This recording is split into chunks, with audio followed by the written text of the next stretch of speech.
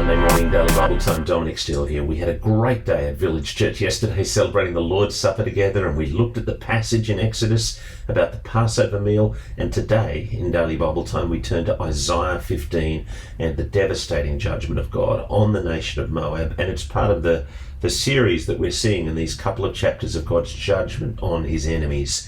Now, there's only 9 verses in chapter 15. We're going to do all of them today. The first 4 are wailing, then there's flight in verses 5 to 8, and then death in verse 19. And then it's really a picture of massive despair, and it's going to be a little confusing as we go through, but there is an important theological reflection from Barry Webb that I'm going to give you at the end, so stay with me. So wailing, the first 4 verses, let me read them. Verse 1, a pronouncement concerning Moab. Ar in Moab is devastated, destroyed in the night. Ker in Moab is devastated, destroyed in the night. Dibon went up to his temple to weep at its high places. Moab wails on Nebo and at Medaba. Every head is shaved, every beard chopped short.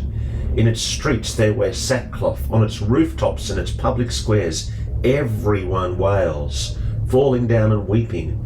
Heshbon and Elah cry out, their voices are heard as far away as Jahaz. Therefore the soldiers of Moab cry out and they tremble.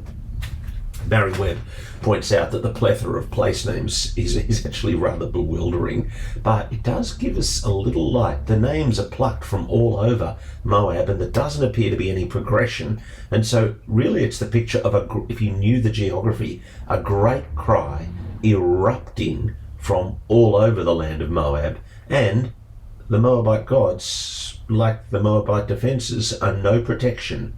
Their wailing, as Webb says, is the despairing cry of those who are without hope. Then you turn to verse 5 and the description of flight and travel, fleeing the devastation. Verse 5 of Isaiah 15, my heart cries over Moab, whose fugitives flee as far as Zoar. To Elgath Shelshia they go up the ascent of Luth, weeping. They raise a cry of destruction on the road to Horonium. The waters of Nimrin are desolate, the grass is withered, the foliage gone, and the vegetation vanished. So they carry their wealth and belongings over the wadi of the willows. Then their cry echoes through the territory of Moab, their wailing reaches Iglam, and their wailing reaches Bur Elam. And then you get to verse 9, the description of death. The waters of Dibon are full of blood.